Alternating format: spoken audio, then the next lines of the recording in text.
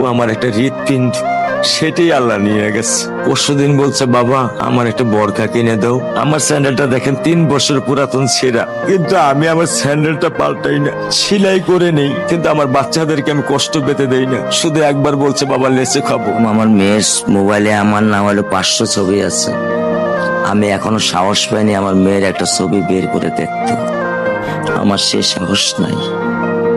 আমি সেই সাহস হারাই ফেলছি, কারণ ও আমার ছিল হৃৎপিণ্ড। ওর জীবনে এমন কোনো চাওয়া নাই যেটা আমি পূরণ করি নাই। পরশুদিন বলছে, বাবা আমার একটা বরখা কিনে দাও। আমার চাচাতো ভাই বললো, ভাই ইসলামপুর থেকে 300-400 টাকা পাওয়া যায়। আমি সাথে সাথে নিউ মার্কেট থেকে আমি 1000 টাকা দিয়ে আমার মেয়েকে বরখা এনে দিচ্ছি। আমি দরিদ্র, ভাঙা বাসায় থাকি।